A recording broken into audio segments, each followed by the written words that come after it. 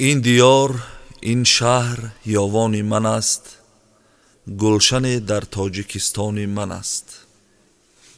ناحیه یاوان یکی از ناحیه های رشد نموده ولایت ختلان می باشد. یکی از جماعت های آوازدار این دیار زیبا منظر جماعت دهات به نام حسن حسینوف می باشد.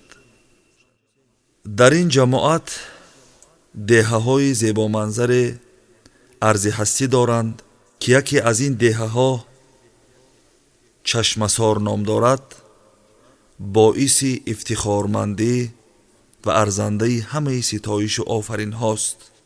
دهه چشمسار یکی از دهه های زیبا منظر دیار بوده، در آن زیاده از 400 خواجگی ارزی هستی دارند. مردم این دهه زیبا و زیبانام بیشتر به زمینداری و مالداری و صاحبکاری مشغولند.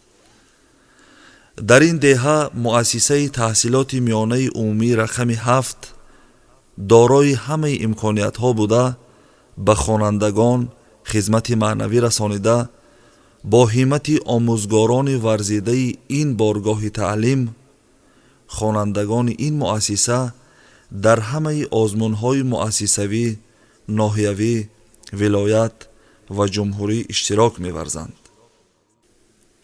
با همت یکی از صاحبکاران موفق این دیار میدان بزرگ برای بازی فوتبال ساخته به استفاده داده شده است که جوانان پیوسته در آن مسابقه ها تشکیل نموده، دسته های منتخب دیار بازی های دوستانه تشکیل می نمایند.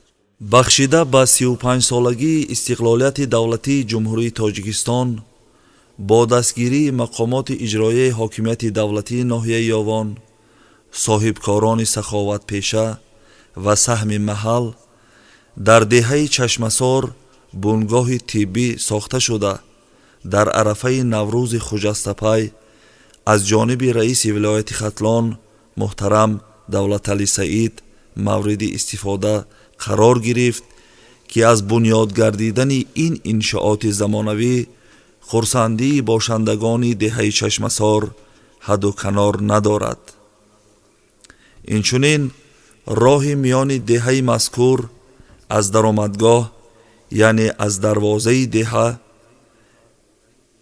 که با طرح و نمود زیبا ساخته شده است منفرش گردیده است که در همه فصلهای سال استقامت کنندگان به ممانعت می توانند رو آن نمایند.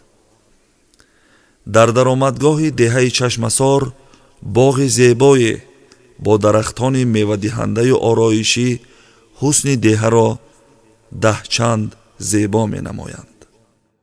امید بر آن است که استقامت کنندگان، صاحبکاران و شخصان خیرخواه برای باز هم آباد و زیبا گردیدن این گوشه دیار پیوسته کوشش ها می نمایند.